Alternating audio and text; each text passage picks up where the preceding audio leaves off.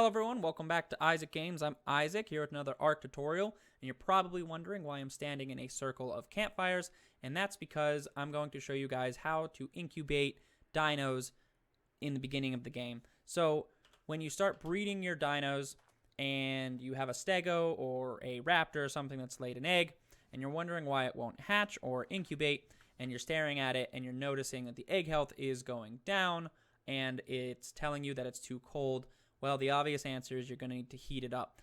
And a very easy way to do that in the beginning is to just make a circle of campfires and to light them. So as you notice, I threw out the egg. So you'll see here that it has an incubation of 1 out of 100. I've already incubated these down to the last second, just to make it quicker for the video. But if I throw out this egg, obviously it's going to be too cold unless I was in a much hotter environment. But most normal environments that you'll be basing in won't have the temperature it needs.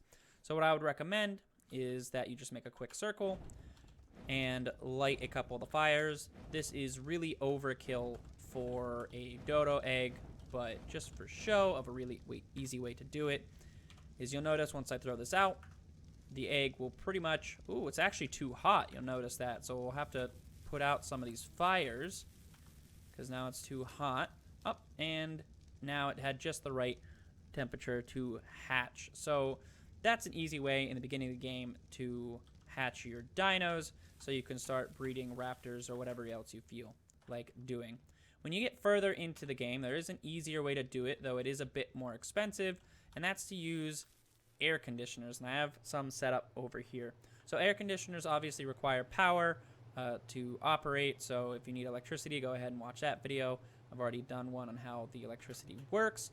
But basically, each air conditioner adds 100 to either hyper or hypothermic values. So for you, it's just going to be the perfect temperature if you put this like in your base or something. So you're always going to be at the right temperature.